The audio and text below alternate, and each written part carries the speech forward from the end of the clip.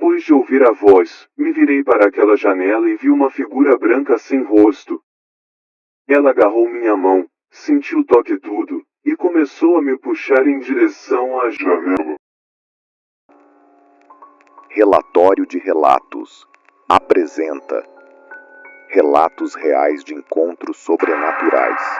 Inscreva-se no canal, deixe seu like, ative o sininho para mais relatos arrepiantes como esses.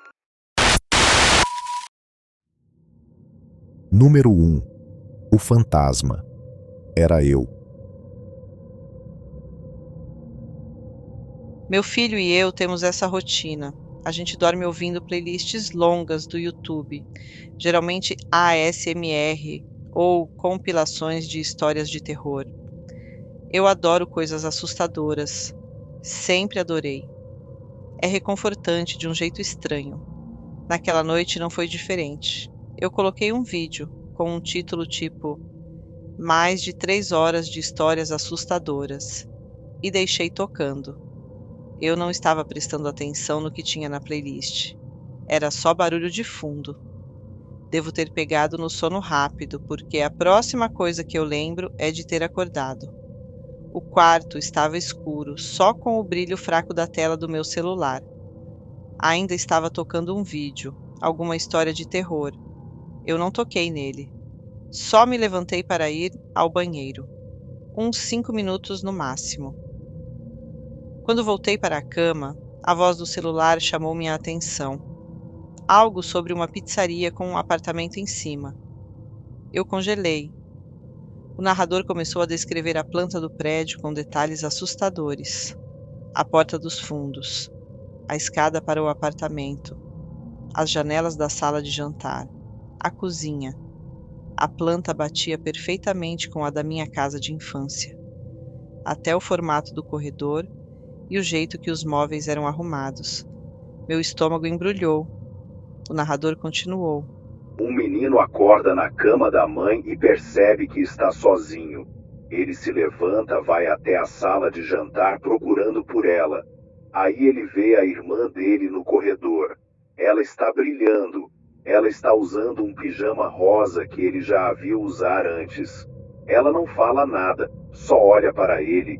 Aí levanta um dedo e faz sinal para ele se aproximar. Ele vai atrás dela.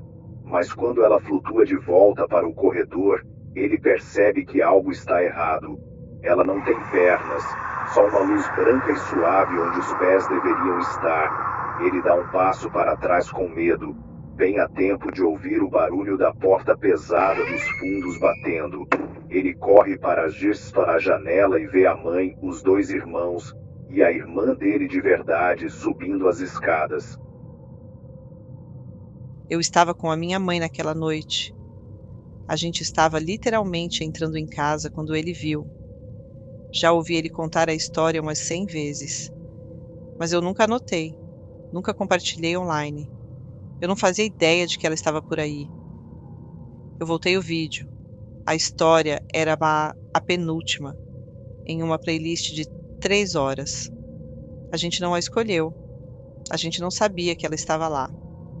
Eu tinha dormido a maior parte do tempo. Mas, de algum jeito, eu acordei 5 minutos antes da minha própria história começar a tocar, como se algo quisesse que eu ouvisse. Na manhã seguinte, eu mandei o vídeo para o meu irmão, perguntando se ele já tinha contado para mais alguém. Ele respondeu: Postei isso no Reddit anos atrás. Só nunca te contei. Então talvez seja coincidência. Talvez o algoritmo tenha achado, porque a gente já procurou por histórias de terror antes. Talvez tenha tocado no momento perfeito por pura sorte. Mas eu não acho, porque às vezes, tarde da noite, eu me pergunto: e se não fosse aleatório? E se não fosse só uma história? E se o que meu irmão viu naquela noite quisesse ser lembrado? E se finalmente me encontrou? Número 2. A voz do além. Isso aconteceu anos atrás, quando minha família morava numa casinha pequena, bem do lado de uma rua movimentada. Do outro lado da rua tinha de tudo, de um supermercado a um monte de lanchonetes. Mas do nosso lado era só mato. Mato fechado, silencioso e cheio de sombra. Meus avós moravam do outro lado desse mato. A caminhada pela mata levava só 1 ou 2 minutos, e eu já tinha feito essa trilha mais vezes do que conseguia contar. Às vezes eu encontrava um gambá ou um veado, mas era normal, nada demais. Um dia minha mãe estava na casa dos meus avós, e eu estava em casa sozinho. Era uma tarde ensolarada, daquelas em que o ar está cheio de pássaros cantando e tudo parece tranquilo. Aí, eu resolvi atravessar o mato para ir vê-la. Entrei na mata, cercado pelo calor do sol que passava pelas folhas e pelo canto dos pássaros. Tudo parecia normal, até que eu ouvi uma voz. Parei. Será que eu ouvi alguém? Eu disse em voz alta, olhando para o mato. Aí eu ouvi de novo o meu nome. Era a voz da minha mãe, clara como o dia, me chamando. No começo, eu não liguei muito.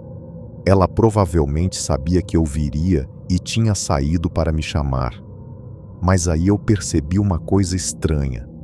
A voz não vinha da direção da casa dos meus avós, vinha de mais fundo no mato. Mãe! Eu chamei confuso. Por que você está aqui? Nenhuma resposta. Só meu nome de novo, mesmo tom, mesma entonação, sem urgência, sem variação, só a mesma voz de novo e de novo. Eu comecei a andar em direção à voz, devagar no começo. Será que ela precisava de ajuda? Será que tinha acontecido alguma coisa? Eu chamei de novo, e de novo ela respondeu, sempre só com meu nome. Foi aí que caiu a ficha. Alguma coisa estava errada, muito errada. O mato tinha ficado silencioso, completamente, sem pássaros, sem vento, sem insetos, nem mesmo o zumbido fraco dos carros da rua movimentada logo atrás de mim. Era como se o mundo tivesse parado. Meu coração começou a acelerar. Eu me virei e foi aí que eu vi. Lá em cima, numa pequena colina, meio escondido nas árvores, estava uma figura alta e escura, sem rosto, sem movimento, só parado ali, observando. Eu corri, o mais rápido que pude. Eu não olhei para trás. Eu não parei até estar dentro de casa, a porta trancada atrás de mim, todas as cortinas fechadas.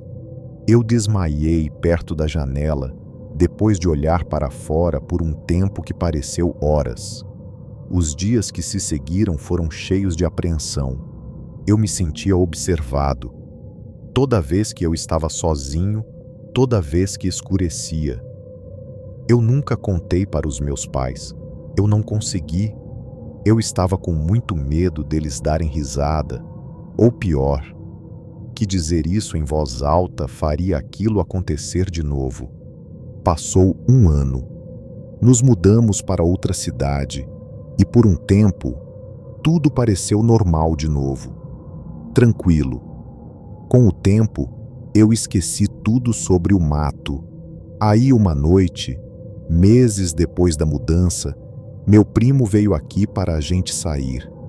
A gente riu, assistiu filmes, o de sempre. Ele foi embora tarde e eu fui dormir pouco tempo depois. Para descrever meu quarto, minha cama era bem embaixo da janela. Eu me deitei e fechei os olhos. Até que eu ouvi uma voz. Meu nome. Era o jeito que meu primo fala. Mesma entonação, mesma inflexão. Mas estava errado, distorcido. E vinha de bem do lado de fora da minha janela. Eu congelei. Olhos arregalados, respiração presa na garganta. A voz repetiu meu nome de novo e de novo. Eu não me mexi. Eu não respondi. Eu nem pisquei. Continuou assim por um tempo que pareceu 1 hora. Eu não dormi naquela noite, nem na seguinte. Afinal, parou. E até hoje, eu nunca mais tive outro incidente e espero que nunca tenha. Número 3. A entidade do mal. Eu tenho uma história estranha. Para mim, é bem assustadora. E eu já pensei nela várias vezes ao longo dos anos, em momentos aleatórios da minha vida. Eu era pré-adolescente, cresci e ainda moro numa cidade relativamente pequena, no estado de Washington, do outro lado das montanhas, longe da costa. Nossa cidade fica num vale. Era muito seguro crescer ali. Minha mãe tinha uma amiga de longa data do ensino médio, e ela tinha um filho da idade do meu irmão mais novo e uma filha 1 ano mais velha que eu. Então, a gente passava bastante tempo juntas. Eu era uma criança bem quieta, introvertida, por causa do ambiente em que eu vivia, o que não é relevante para a história, mas é a razão pela qual eu nunca falei sobre o que aconteceu até agora. O nome da garota era Heather. Ela era muito extrovertida, uma verdadeira valentona. Olhando para trás agora, eu percebo que era só forma dela sobreviver com a mãe que ela tinha. A mãe dela me dava um medo danado. Enfim, eu ficava com a Heather, mesmo não gostando muito, porque ela era metida. Uma das coisas que a gente fazia, que eu já tinha feito com vários amigos quando criança, era dormir lá fora, no quintal, sem barraca, só em sacos de dormir. Era uma época bem diferente, sem cercas, qualquer um podia nos ver da rua, mas não se pensava que algo ruim pudesse acontecer. Era verão, e a gente planejou dormir lá fora, como já tínhamos feito muitas vezes antes. Mas naquela noite eu simplesmente tive uma sensação horrível de que algo não estava certo. Uma sensação desconcertante. Nada que eu consiga explicar direito. A gente conversou e riu. E aí ficou muito tarde. Então, a Heather começou a dormir. A casa dela era um duplex, térreo, com uma garagem coberta de cada lado. Dava para ver facilmente pelos vãos das garagens para os quintais. Área residencial. Na cidade, as montanhas que cercam nosso vale ficavam a vários quilômetros de distância. O quintal tinha arbustos contra uma cerca que levava aos quintais das casas da rua de cima. E depois, uma rua movimentada além dessa rua. Como eu disse, a gente já tinha dormido várias vezes no quintal dela, sem nada acontecer.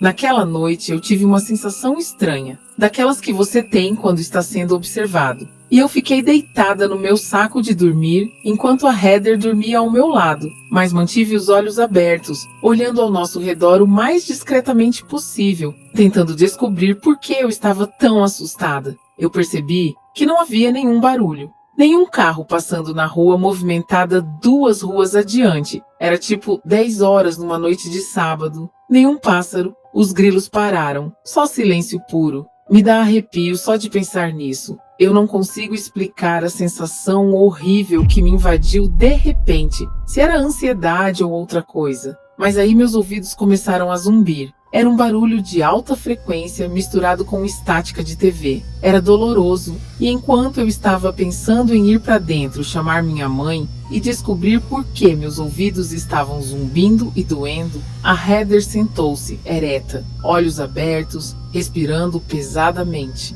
Ela se moveu de forma tão robótica, mas rápido. A cabeça dela virou completamente para a direita, para onde eu estava deitada olhando para ela com os olhos arregalados. E eu percebi que o zumbido tinha parado, ainda sem outros sons. Ela estava olhando na minha direção, mas não focada em mim, como se estivesse olhando através de mim. E então ela começou a falar. Eu achei que ela estava murmurando, talvez falando dormindo. E então ouvi que ela estava falando outra língua. Minha mãe é branca, meu pai é mexicano, então eu cresci bilíngue. E eu sabia que ela estava falando outra língua, mas não era nada que eu pudesse identificar. Ela continuou falando mais alto e juro que tudo ficou mais escuro. A lua estava lá fora, sem nuvens, então dava para ver razoavelmente bem. E então ficou escuro como breu. Enquanto ela continuava falando essa língua estranha, ainda estava silencioso, mas algo estava se movendo no canto do meu olho. Eu lentamente virei a cabeça para longe da Heather e vi uma sombra preta, sem traços, ainda sem barulho, e ela surgiu do chão no quintal ao lado da gente, perto do duplex vizinho. Eu sabia que não podia ser ninguém de lá porque uma garota jovem e seu filho pequeno, e depois um casal de idosos, moravam naquele duplex. E eu não conseguia explicar o que estava vendo. Foi ficando gradualmente maior e tinha a forma de uma figura encapuzada, movendo-se muito lentamente em nossa direção. Eu estava congelada. Meu instinto de luta ou fuga não entrou em ação. De repente, enquanto eu estava observando essa figura escura se arrastando lentamente pela grama, vindo em nossa direção, ela se move, rápido, como uma rajada de fumaça preta, direto para a Heather. Ela imediatamente começou a gritar as palavras desconhecidas e a tremer. Eu me levantei tão rápido e corri para dentro, e acordei minha mãe gritando que algo estava errado. A mãe da Heather me ouviu e as duas mães correram para fora. Eu fiquei na porta dos fundos, observando com medo. A Heather estava deitada no saco de dormir, dormindo profundamente. Eu podia ouvir carros passando, pássaros, grilos, todos os sons normais da noite. Elas olharam para mim como se eu fosse louca e acordaram a Heather, perguntando se ela estava bem. Ela disse que sim, totalmente normal. E elas perguntaram se eu queria voltar a dormir lá fora. Eu recusei e dormi na sala. A Heather não quis entrar. Na manhã seguinte, a gente iria para a igreja com a avó dela. A avó dela nos buscou. Eu me sentei no banco de trás, enquanto ela se sentava na frente. Ela não tinha falado comigo enquanto a gente se arrumava e me evitou completamente. O que era estranho porque ela era o tipo de criança que precisava estar perto das pessoas, falando e se impondo constantemente. Quando a avó dela estava dizendo a que horas a gente ia voltar para as nossas mães, eu me inclinei e perguntei a Heather se ela se lembrava de alguma coisa da noite passada. Ela disse que não, e eu comecei a explicar o que aconteceu. A porta do motorista estava aberta, e eu não vi a avó dela chegando. Ela me ouviu perguntando a Heather se ela se lembrava de alguma coisa e como ela sabia outra língua, quando eu a conhecia a vida toda, e nunca a tinha ouvido falar nada além de inglês. A avó dela me perguntou o que aconteceu e imediatamente me perguntou como era a língua. Então eu contei o que aconteceu, sem falar sobre a sombra ou o zumbido estranho e doloroso nos meus ouvidos. A avó dela ficou super séria e absorveu tudo. Ela não disse mais nada, nem fez mais perguntas. E a gente foi em silêncio para a igreja na maior parte do tempo, exceto pela Heather, dizendo que eu estava louca. A gente geralmente se sentava no meio, perto das amigas da avó dela, mas naquele dia, ela nos fez sentar no primeiro banco. Ela segurou a mão da Heather o tempo todo, rezando e chorando. Era muito fora do normal. E a Heather estava irritada e envergonhada e ficava tentando tirar a mão. Quando a missa acabou, a gente voltou para o carro e entrou. A avó dela não ligou o carro para ir embora e, em vez disso, se virou para a Heather. Eu não consigo me lembrar bem o que ela disse, mas eu me lembro dela dizendo a ela que ela tinha que ir à igreja todos os domingos e que ela iria ficar com ela pelo resto das férias de verão. E ela disse que iria protegê-la. Acho que a Heather ficou feliz em ir embora, porque a mãe dela era bem abusiva. Mas eu sabia que a avó dela não estava falando sobre a mãe dela. Ela disse que tinha encontrado algo quando era muito jovem e que falava uma língua que ela nunca tinha ouvido antes, mas que sabia o que estava dizendo, que oferecia a ela uma saída de onde ela estava, que ela precisava concordar e seria salva, mas que ela sabia que não era Deus, que era algo escuro e que ela preferia sofrer e morrer a dizer sim. Eu via Heather cada vez menos, e então meus avós levaram a mim e meu irmão, e moramos na mesma cidade, mas ficamos com grupos diferentes, então eu a via na escola às vezes, mas era só isso. Nossas mães mantiveram contato, e ano passado minha mãe mencionou que a avó da Heather tinha falecido. Eu disse, que pena, mal me lembro dela. E minha mãe mencionou que ela teve uma vida muito difícil e que tinha estado num campo de concentração quando era jovem. Eu sabia que ela era da Noruega, mas nunca tinha ouvido falar disso. Juntei 2 e 2 e acredito que seja lá o que foi atrás da Heather naquela noite. Foi algo semelhante ou a mesma coisa que foi atrás da avó dela enquanto ela estava no campo de concentração. E naquela noite, aquelas palavras estranhas estão gravadas na minha mente. Eu nunca mais ouvi nada parecido com aquela língua estranha desde então. Número 4. Encontro assustador na praia. Estou escrevendo isso umas 2 horas depois do que aconteceu. Eu e minha namorada adoramos dar umas voltas tarde da noite. A gente decidiu ir para essa área de praia, perto da minha casa na Holanda. Não é bem uma praia de mar, é só um lago grande com uma praia do lado. Eu adoro ir nesse lugar para me divertir com meus amigos e é um lugar bem comum para ir a galera da minha cidade nadar no verão. Tem um bar e um terraço onde você pode pedir comida e bebida e tudo mais. Normalmente é um lugar bem tranquilo. Era o que eu pensava até hoje. Era mais ou menos 10h30 e a gente tinha acabado de ver um filme. Como eu disse, a gente ama dar umas voltas, então a gente foi. Primeiro você tem que andar por um pedacinho de floresta, mas nada de assustador. Só uma estrada de asfalto normal com umas casinhas aqui e ali onde as pessoas moram. Quando a gente chega na parte da praia, a gente se senta num banco e fica de boa ali por um tempo. A gente se levanta de novo e anda mais um pouco pela beira d'água. A gente vira para a direita e anda de novo. Num raio de uns 200 metros de cada parte da praia, tem uma floresta grande. A gente estava só andando e passou por algumas barracas pelo caminho, porque as pessoas adoram acampar por lá. Quando a gente chega no final da praia, a gente de repente escuta um grito forte de homem e um choro vindo de longe. Parecia alguém tendo um surto, não sabe? Como reação normal, minha namorada não gostou muito e eu também não. A gente deu meia volta e voltou andando direto. A cada 5 ou 10 segundos, mais ou menos, a gente ouvia o choro e os gritos do homem que ecoavam pelo lago inteiro. Uns 500 metros de onde a gente tinha escutado pela primeira vez, a gente achou que estava longe o suficiente e foi se sentar num banco de novo. De repente a gente ouviu de novo. Mais alto dessa vez, estava se aproximando. Os gritos e o choro continuaram se aproximando de onde a gente estava sentado, então naturalmente a gente saiu correndo em direção à estrada de asfalto de novo, entre a praia e a floresta, num campo aberto grande. Quando a gente para de correr e começa a andar normalmente, o choro fica mais fraco enquanto a gente se afasta, mas toda vez que a gente para, ele volta a se aproximar. A gente imaginou-se que ele estava andando pela mesma estrada que a gente. Enquanto a gente anda cada vez mais rápido para casa, eu olho para trás pela última vez e de repente eu vejo essa figura alta, toda de preto, cambaleando para fora dos arbustos e árvores pequenas na beira da estrada.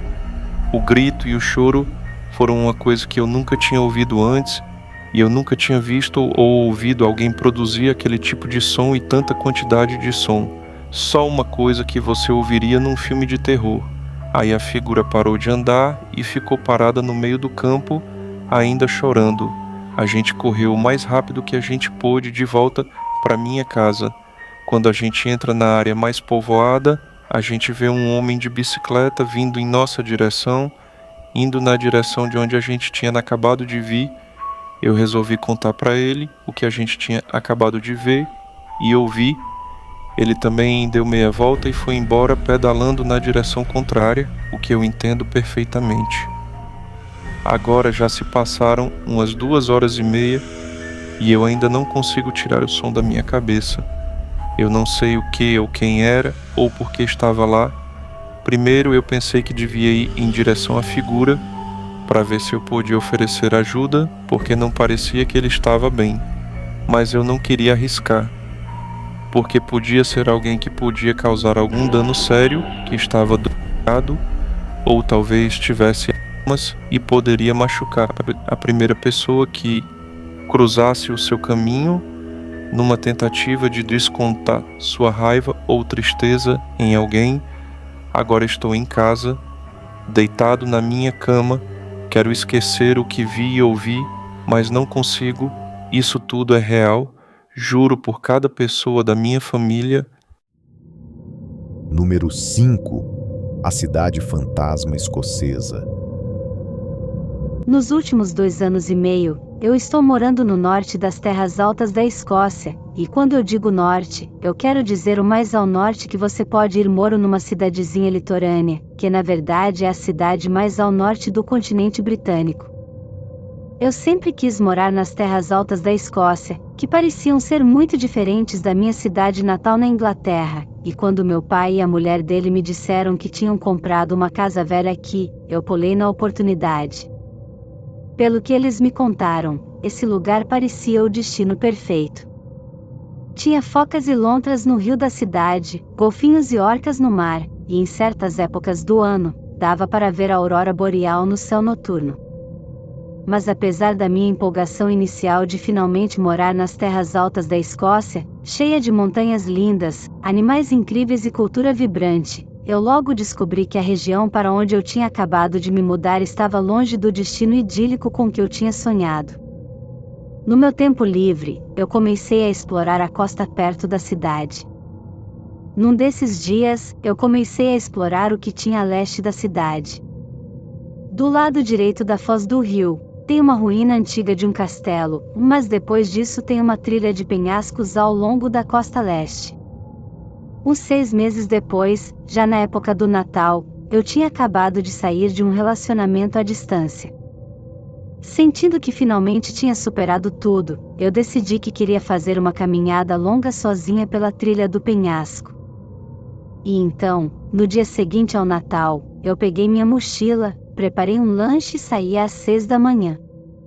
A caminhada pela trilha me tomou o dia todo, e à noite, eu tinha andado tanto que eu descobri o que eu achei que era uma cidade fantasma. O que eu encontrei foi um assentamento portuário abandonado, que tinha as casas de pedra mais assustadoras, além do que parecia ser as ruínas de uma antiga torre redonda.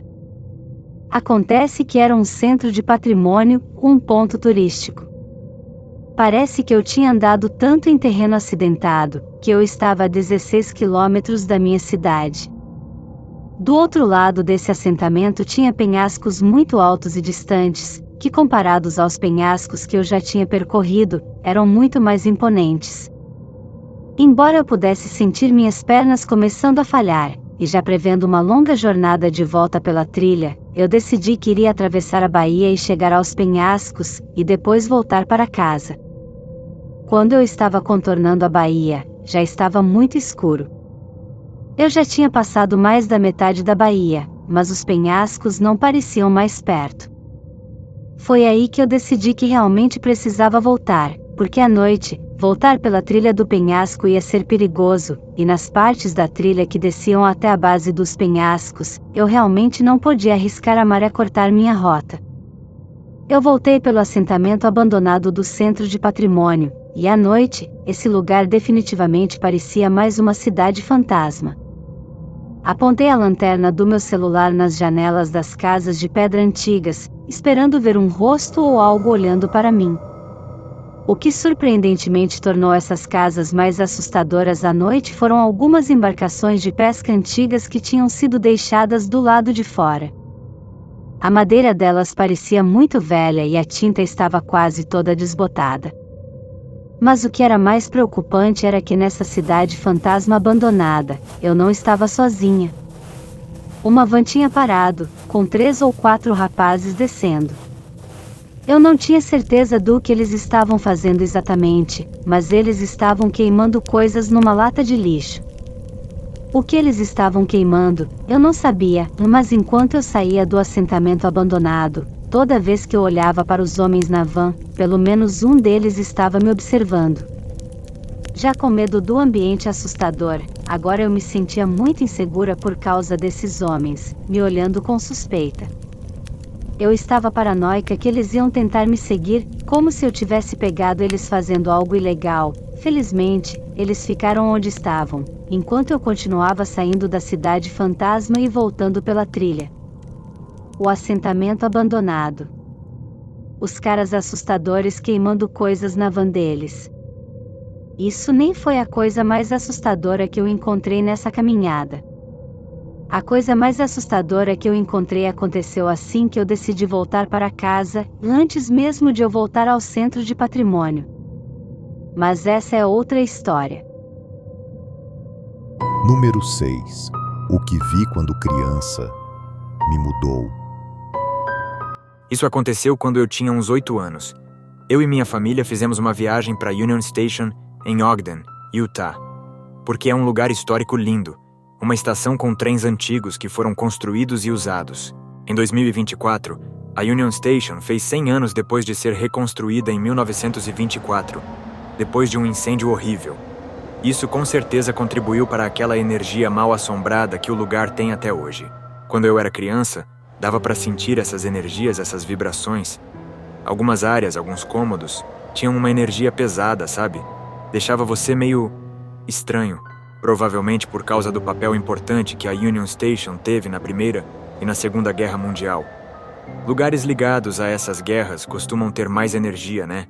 Mais assombração, por causa de toda aquela carga emocional pesada. Isso vai ser importante para a história. Uma das melhores partes da Union Station era a parte de fora, no lado sul do prédio. É onde alguns trens bem antigos ficavam estacionados para as pessoas verem e tocarem. Em alguns você podia até entrar, olhar em volta e ler um pouco sobre a história, para que servia aquele trem.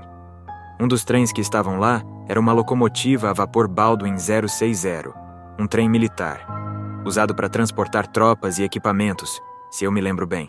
Você podia entrar em alguns vagões onde os soldados ficavam. Eu estava correndo para lá e para cá, porque trem é legal, né? Aí eu entrei num vagão e senti aquela energia pesada. Parei de correr na hora. Olhei em volta do vagão e, sei lá, não queria ser desrespeitoso.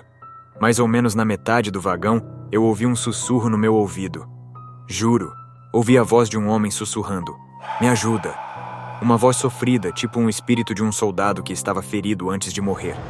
Depois de ouvir aquela voz do nada, eu, moleque de 8 anos, saí correndo daquele vagão e olhei para trás para ver se era alguém me pregando uma peça. Quando olhei, congelei de medo. Numa das janelas de vidro, no vagão ao lado, eu vi uma figura escura. Uns 1,70 m, magro, braços finos, só me olhando. Depois que me recompus daquele medo na barriga, corri para minha família chorando, sem entender nada do que tinha visto. Só consegui falar quando cheguei perto do meu avô, ainda chorando, com dificuldade para falar. Eu disse que tinha visto um homem preto sem rosto no trem. Ele pediu para eu mostrar, e eu, nervoso, levei ele de volta e mostrei onde a figura estava me olhando. Claro que não tinha nada lá, mas meu avô foi fuzileiro naval e acredita em coisas paranormais. Então ele me ensinou a me proteger de espíritos. Ele me fez dizer em voz alta: "Eu te vi, e você tem que ficar aqui nesse trem." Para quem não entende muito de coisa paranormal, dizer pro espírito que ele não pode ir com você ajuda a evitar que ele se prenda a você. Depois de dizer isso, me senti melhor, porque meus pais assumiram o controle da situação e me disseram que tudo ia ficar bem. Com o passar dos anos, eu me apaixonei pelo paranormal e fiz muitas investigações com meu avô. Olhando para trás, acho que aquele evento foi o principal gatilho para todas as outras atividades paranormais que eu vi e ouvi. Voltei para Union Station depois e não vi nem ouvi mais nada parecido, mas já tive experiências parecidas em outros lugares. Número 7. O que era aquilo? Essa é uma história real que aconteceu comigo recentemente. Era uma noite normal. Fui dormir tarde, depois de terminar minhas tarefas, por volta das 2 da manhã. Acordei com o barulho de pombos. Eram umas 3 da manhã. Tenho um relógio pendurado bem na frente da minha cama, então consigo ver as horas assim que abro os olhos. Tive dificuldade para dormir. Depois disso, comecei a suar muito, mas finalmente, depois de muita luta, consegui dormir. Aí, num sonho, acho que alguém começou a chamar meu nome. Tenho janelas logo atrás da minha cama, que deixo abertas para o ar fresco, mas devido à quantidade de pombos na minha área, também tenho uma rede fina removível cobrindo aquela janela. Depois de ouvir a voz, me virei para aquela janela e vi uma figura branca sem rosto. Ela agarrou minha mão, sentiu o toque tudo, e começou a me puxar em direção à janela assim que conseguiu tirar minha mão para fora da janela. Finalmente acordei. Vi que eram exatamente 4h15. Estava com muito medo de ir olhar as janelas, mas acabei indo. A rede na janela parecia ter sido aberta à força por dentro. Só toco naquela rede quando vou limpá-la. Depois de um tempo pensando demais, liguei para meu pai. Ele veio, contei-lhe toda a história, e ele disse que eu devia ter feito isso no meu sonho, mas eu sempre durmo feito múmia. Eu cobria todo o meu corpo com um cobertor fino, exceto a cabeça, e quando acordei tudo estava igual.